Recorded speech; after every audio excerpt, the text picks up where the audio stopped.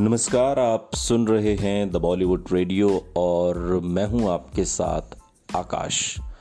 किस्सा राजेश खन्ना का है और राजेश खन्ना की कामयाबी का किस्सा है। बात साल 1970 की। 1970 के अंत तक राजेश खन्ना का रुतबा और भी विशाल हो गया था। कहा जाता है कि इस दौर में धर्मेंद्र ही इकलौते ऐसे स्टार थे जो राजेश खन्ना के स्टारडम की आंधी से हिले नहीं थे। उनके अलावा फिल्म इंडस्ट्री में कई साल से जमे जमाए राजेंद्र कुमार, शम्मी कपूर और मनोज कुमार जैसे स्टार अचानक से ढलान पर आ गए।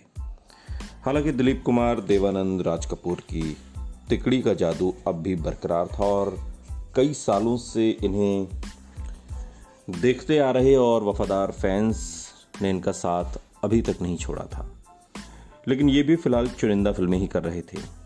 संगीतकार आर.डी. बर्मन की जीवनी, R D. Burman the man the music के लेखक अनिरुद्ध भट्टाचार्य जी और बालाजी विट्ठल के मुताबिक राजेश खन्ना का एक स्टाइल चल निकला था और वो बड़ी ईमानदारी से उसी फॉर्मूले पर चलते थे।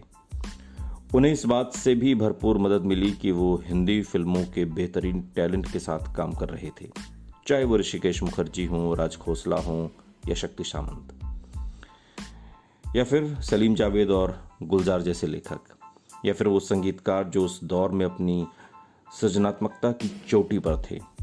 सही मायने में जिस दौर में राजेश खन्ना टॉप पर रहे, उनकी फिल्मों की सबसे बड़ी खासियत उनका उत्कृष्ट संगीत था, जो बेजोड़ संगीत उन दिनों उन फिल्मों में दिखा।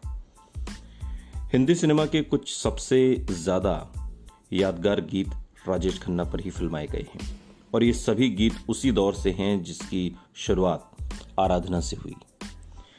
राजेश खन्ना के साथ उस दौर की कुछ फिल्मों में काम करने वाले लेखक, गीतकार जावेद अख्तर ने अपने एक इंटरव्यू में बताया कि 1969 से लेकर 1972 तक रेस में एक ही घोड़ा दौड़ रहा था और वो घोड़ा थे राजेश खन्ना।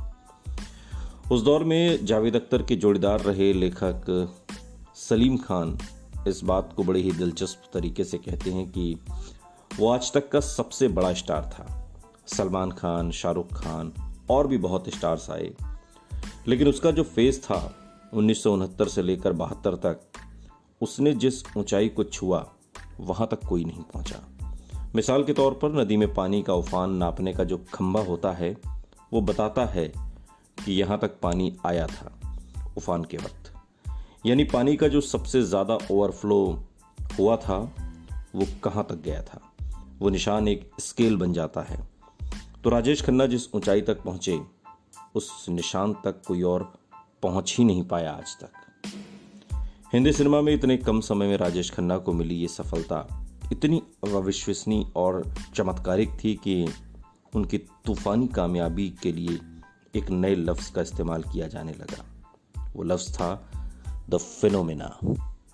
सुनते रहिए द बॉलीवुड रेडियो, सुनता है सारा इंडिया।